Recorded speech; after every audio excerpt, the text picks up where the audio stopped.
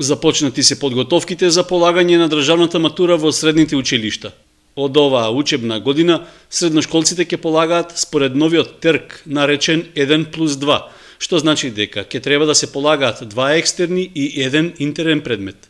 Според овој модел, учениците ќе полагаат еден задолжителен екстерен предмет, што во случајов е мајчин, односно македонски јазик, но ќе има и 2 екстерни предмети што ќе можат да ги избираат.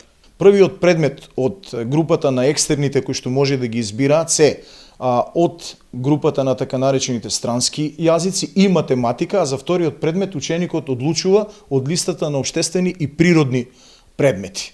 Начинот на полагање на така наречениот интерен предмет ќе остане непроменет, а учениците треба да изработат и проектна задача на тема која сами ќе изберат. Оваа година новина е и начинот на кој ќе се полага државната матура.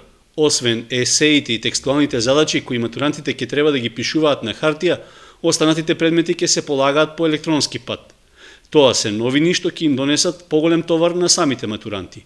Може така да се каже, ако се има во предвид дека се додава уште еден екстерен предмет, значи оценувањето ќе биде од надвор. Како една од новините во спроведувањето на државната матура е воведувањето на математиката како задолжителен екстерен предмет. Таа ќе почне да се полага од наредната учебна година. Првиот испит за државната матура годинава ќе биде во јуни, а оние ученици кои не успеале да положат ќе имаат втора шанса во август.